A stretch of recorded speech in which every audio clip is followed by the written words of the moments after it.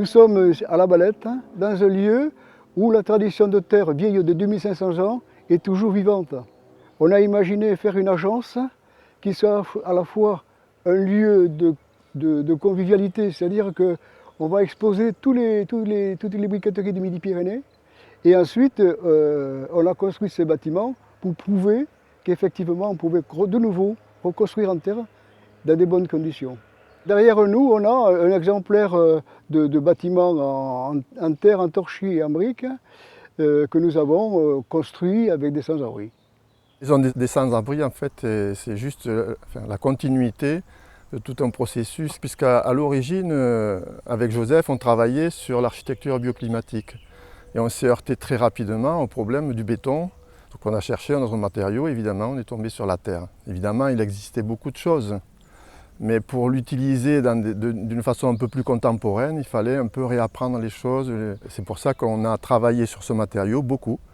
On a même installé un laboratoire pour mettre au point la granulométrie, l'humidité, etc. Tout un tas de choses qu'on doit maîtriser.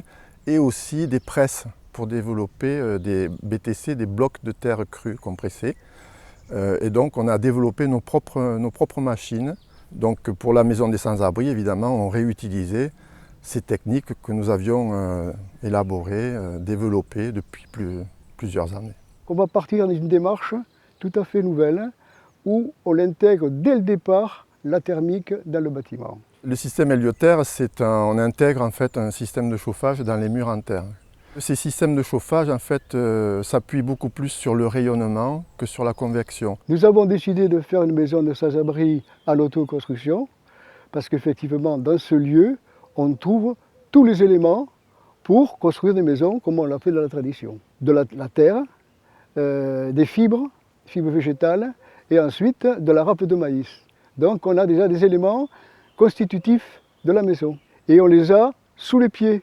L'objectif, c'est que les sans-abri puissent eux-mêmes construire leur maison sans moyens financiers. Le projet d'origine, c'était une maison de 50 mètres carrés qui ensuite s'est agrandie à 70 mètres carrés. Il y avait une ambiance sur le chantier qui était une ambiance extraordinaire. On comprenait qu'ils n'avaient pas la technologie, mais eux, ils avaient envie aussi d'apprendre. On mélangeait des boules de terre et de fibres qu'on projetait sur des lattis. Et donc ça, c'est un jeu d'enfant. Et donc c'était super simple. En fait, comme le coût était négligeable, la comptabilité aurait été plus chère que le coût du bâtiment. Donc on l'a fait dans nos ressources de la profession d'architecte. Parce qu'en fait, moi je comprenais qu'il y avait là quelque chose d'unique. Et tous ceux qui ont travaillé là ont compris qu'ils faisaient quelque chose d'important. Ce bâtiment est un projet qui a été terminé en 1994. On a été lauréat d'un concours pour les sans-abri, mais ce concours pour les sans-abri ne nous a pas aidé en fait, à trouver des maîtres d'ouvrage ou des communes qui s'intéressent à ces matériaux et à recevoir des sans-abri. En fait, on a rencontré beaucoup d'hostilité, au contraire.